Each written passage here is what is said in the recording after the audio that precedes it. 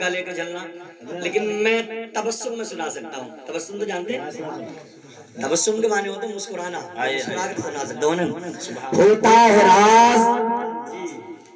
ہوتا ہے راز عشق و محبت یہی سے فاش. بولے سبحان اللہ. ہوتا ہے راز عشق و محبت یہی سے فاش. آنکھیں زبان نہیں ہیں مگر بے زبان نہیں. آنکھیں زبان نہیں ہیں مگر بے زبان نہیں. اور آگے شاعر نے کہا کہ اشک غم پیتے رہے وعدے وفا دیتے رہے. اشک غم پیتے رہے وعدے وفا دیتے رہے. ہم چراغوں کی طرح جل کر بھی ضیا دیتے رہے. اور جس قدر میں نے مٹائے تیری یادوں کے نقوش دل بیتاب نے اتنا ہی تجھے یاد کیا. جس قدر میں نے مٹائے تیری یادوں کے نقوش دل بیتاب نے اتنا ہی تجھے یاد کیا. اور آگے شاعر نے کہا ہے عشق اگر ایک طرف سے ہوتا ہے تو دغا دیتا ہے.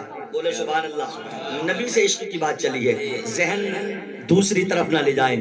عشق اگر ایک طرف سے ہوتا ہے تو دغا دیتا ہے، دونوں طرف سے ہوتا ہے مزہ دیتا. سبحان اللہ. نعرہ تکبیر، نعرہ رسالت. علماء اہل سنت مسلک اعلی حضرت مولانا اسلام صاحب قبلہ، نعرہ تکبیر. سبحان اللہ سبحان اللہ. دونوں طرف سے ہوتا ہے تو مزہ دیتا. جیسے مجھے نبی سے محبت میں نبی کی بات سنانے چلا ہوں، آپ بھی محبت کے ساتھ سنیں گے تو دو چار باتیں میں آپ تک پہنچانے کی کوشش کروں گا. اور میری ماں اور بہنیں بیٹی ہے، پہلے انہی سے ابتدا کر لی جائے. فاطمہ کی زندگی کا ایک دو چیپٹر آپ کے سامنے رکھ دیا جائے. میری ماں اور بہنوں سنو، تمہارے لیے تمہارے نبی کی زندگی بہترین آئیڈیل ہے، بہترین نمونہ ہے. حضرت فاطمہ کی زندگی کو اپنا لو، دنیا میں بھی کامیاب رہو گی، آخرت میں بھی کامیاب رہو گی. لیکن یہ جب سنتی ہیں تو سنتی ہیں، جب نہیں سنتی تو کسی کی نہیں سنتی. ہے نا؟ ایک لطیفے کی بات آگے بتا دی جائے. ایک شخص اپنی بیوی سے بڑا پیار کرتا تھا، وہ بھی کرتی تھی. ایک دن بولی کہ مجھے گارڈن لے کر چلو، پارک میں مجھے گھومنے جانا ہے. سمجھ رہے آپ؟ شادی شدہ آپ؟ اچھا ماشاءاللہ. کہ مجھے پارک گھما کر لے کر آؤ، گھومنے جانا، گارڈن میں گھومنے دل کر رہا ہے. شوہر نے کہا چلو، تم نے کائی کی تمنا رکھی. لے گا، لے جانے کے بعد میں جسپور سے باہر لے جا کے سرسوں کا کھیت دکھا دیا. ہے نا؟ یہ ہے گارڈن، دیکھ لو. ہے نا؟ کسان آدمی تھا. وہ بولی یہ گارڈن ہے، یہ تو جنگل کو لے کر آ گئے، تم کھیت دکھا رہا ہو، سرسوں ہے. وہ کہنے لگا کہ جنگل تو آتی ہے، میں آتا ہوں. جب میں کہہ رہا ہوں گارڈن ہے تو گارڈن ہے. ایک چانٹا کھینچ کے مار دیا، کیونکہ دل نہیں تھا اس کا گھمانے کا، بس بیوی کی محبت میں آ گیا تھا. ایک چانٹا کھینچ کے مارا کہ کھیت پر تو آتی ہے یا میں آتا ہوں. جب میں کہہ رہا ہوں گارڈن ہے تو گارڈن ہے. کیا بات ہے. بیچاری کھا کے چانٹا آ گئی، مگر دل میں بدلے کی آگ تھی کہ اس سے بدلہ کیسے لیا جائے. رات بڑی جیسے تیسے کر کے گزاری. شوہر بولا صبح کو آلو کا پراٹھا تو کھلا. جی کیا کہا؟ آلو کا پراٹھا. آلو کا پراٹھا کھلا. گھی لگایا روٹی کو، ہرے دھنیا کی چٹنی بنائی، لگا کے دے دی. بولے کیا ہے؟ بولے آلو کا پراٹھا. بولا بے وقوف بنا رہی ہے، ہرے دھنیا کی چٹنی لگا کے آلو کا پراٹھا بتا رہی ہے. گھما کے اس نے بھی چاٹا مارا. کچن میں کام تو کرتا، میں کرتی ہوں. جب میں کہہ رہی ہوں آلو کا پراٹھا تو آلو کا کھا لے چپ چاپ. کان پکڑ کے بیٹھ گیا ایک طرف کو. بدلے لینے کی اگر طاق میں آ جائے پھر بس کی بات نہیں ہے نا. پوری رات یہی سوچ رہی کہ کس طریقے سے بدلہ لیا جائے. میری ماں اور بہنوں سنو اور ذہن حاضر رکھو. حضرت فاطمہ کی زندگی پڑھو. میرے آقا کریم صلی اللہ تعالیٰ علیہ وسلم کی لاڈلی بیٹی ہے حضرت فاطمہ الزہرا رضی اللہ تعالیٰ عنہ. گھر میں رب تعالیٰ کی عبادت کر رہی ہیں. ایک دن میرے آقا کریم اپنی بیٹی فاطمہ کے گھر تشریف لے گئے. جانے کے بعد میں دروازے پہ دستک دی اور کہا اے پیاری بیٹی فاطمہ تیرا بابا آیا ہے.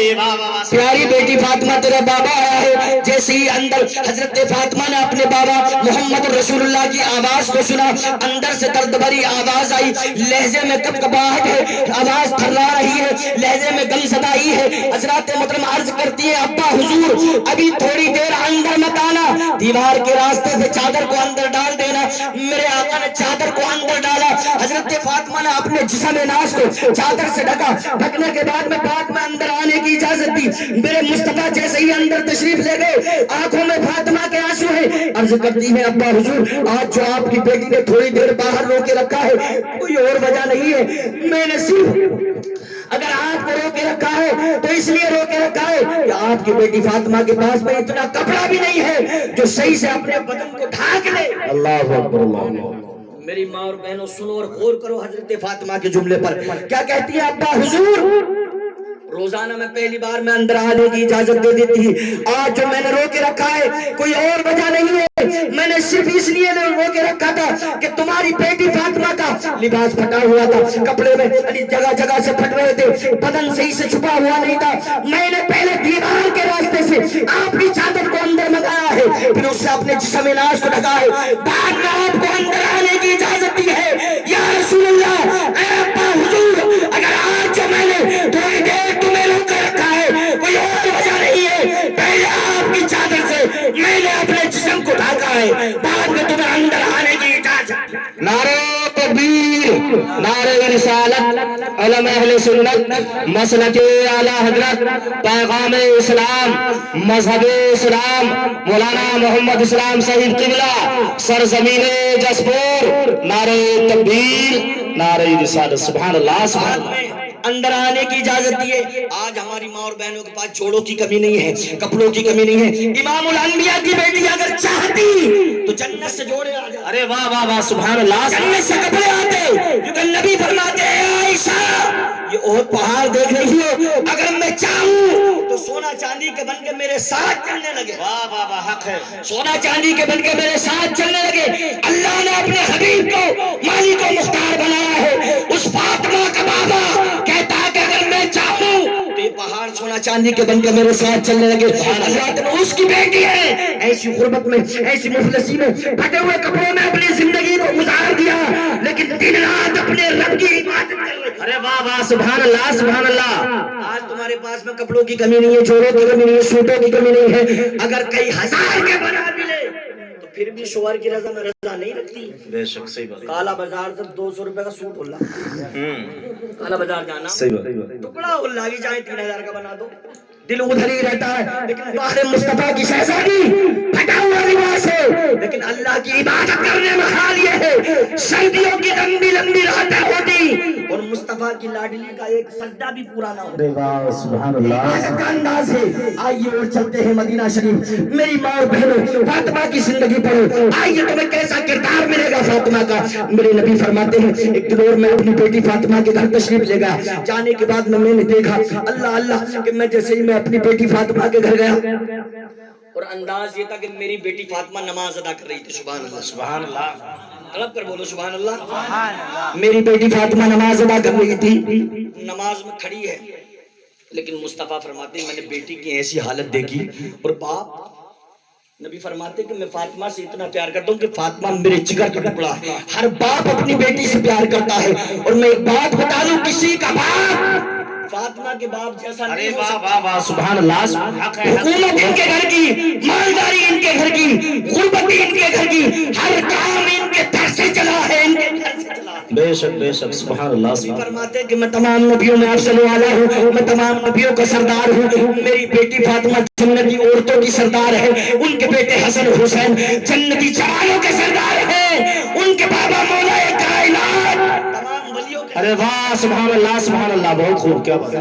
ان کے گھر سے چلی ہے. کہتے ہیں کہ جب میں اپنی بیٹی فاطمہ کے گھر تشریف لے گیا، میں نے جا کر دیکھا میری بیٹی فاطمہ نماز میں مشغول ہے، نماز پڑھ رہی ہے، لیکن نماز کی حالت میں ٹانگیں لڑکھڑا رہی تھی، کمزور ہے، بڑی لاغر ہو گئی ہے. قریب تھا کہ زمین پر آ جاتی، اپنے آپ کو سنبھال لیا.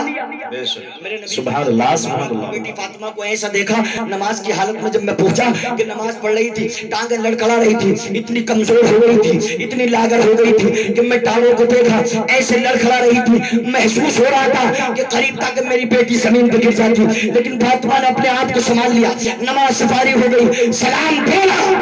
امام الانبیاء نے فرمایا پیاری بیٹی فاطمہ یہ تمہاری کیا حالت ہو گئی ہے؟ اللہ اکبر. بڑی کمزور ہو گئی ہو، بڑی لاغر ہو گئی ہو، نماز میں ٹانگیں لڑکھڑا رہی تھی، قریب تھا زمین پہ آ جاتی، اپنے آپ کو سنبھال لیا. کیا وجہ ہے؟ آنکھوں میں آنسو ہیں. عرض کرتی ہیں ابا حضور کوئی اور وجہ نہیں ہے. سنو ماں اور بہنوں، اپنے شوہر کی شکایت نہیں کی، سسرال والوں کے بارے میں کچھ نہیں کہا کہ مجھے اس گھر میں عیش نہیں ملا، مجھے ایسی ایسی پریشانیاں ہیں، بلکہ عرض کرتی ہیں ابا حضور آپ کی بیٹی کی جو ٹانگیں نماز میں لڑکھڑا رہی تھی، قریب تھا کہ زمین پہ آ جاتی. میں نے اپنے آپ کو سنبھال لیا, کوئی اور وجہ نہیں ہے. آج مسلسل 5 روز ہو گئے کھانے کا ایک لقمہ تک نہ کھایا. اللہ, یہ تمہیں نبی کی بیٹی کی زندگی ہے. عرض کر دیا ابا حضور آج آپ کی بیٹی فاطمہ کو مسلسل 5 روز ہو گئے ہیں کھانے کا ایک لقمہ تک نہ کھایا ہے اور اپنے شوہر کی شکایت نہیں کی. عرض کر دیے ابا حضور اللہ کی بارگاہ میں دعا کر دے, فاطمہ کو بھوک بہت ستاتی ہے, اللہ فاطمہ کو بھوک سے آزاد. ارے بابا, نعرہ تکبیر, نعرہ رسالت, علماء اہل سنت مسلک اعلی حضرت حضرت مولانا محمد اسلام صاحب قبلہ, نعرہ تکبیر, نعرہ رسالت. اللہ فاطمہ کو بھوک سے آزاد کر دے. میری ماں اور بہنوں سنو, آج اگر پورا دن کھانا نہ ملے, سن رہے ہو, ذہن حاضر ہے مولانا صاحب, اگر پورا دن کھانا تو بات ہے, مہینے میں 30 دن ہوں 29 دن مرغا لا کے کھلا دیا جی, سب میں گھما لیو. اگر ایک آدھ دن اتفاق ایسا ہوتا کہ چٹنی پہ گزر جائے تو نظر چرائی پڑتی ہے, ملا کیا اس گھر میں کہ بھیجا تھا کیا چٹنی کھانے نہ کپڑے ڈھنگ سے ملے نہ کھانا ڈھنگ سے ملا, 29 دن کا مرغا بھول جاتی ہے.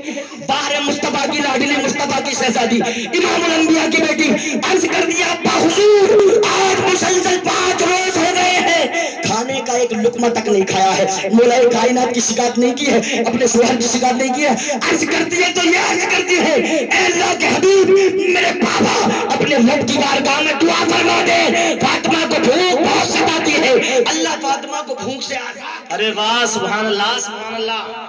میرے نبی کے نبوت والے ہاتھ اٹھے, دعا فرمائی اے اللہ میری بیٹی فاطمہ کو بھوک سے آزاد کر دے. فاطمہ کہتی ہے کہ اس کے بعد میں یعنی فاقے تو بہت ہوئے لیکن فاطمہ کو کبھی بھوک نے نہیں ستایا. پتہ چلا معلوم ہوا کچھ ایسے گھر بھی ہوتے ہیں کہ سب سے زیادہ عیش بیٹی کو باپ کے گھر میں جاتا ہے. بے شک حق ہے, سسرال میں نہیں مل پاتا. کبھی ایسا ہوتا کہ باپ کے گھر تنگی اٹھائی ہے, وہ عیش و آرام سسرال میں جا کر مل جاتا ہے. یہ مصطفیٰ نے پیغام دیا ہے کبھی بھی اپنے جس سسرال میں پہنچاؤ اپنی شوہر کی عزت کا خیال رکھو.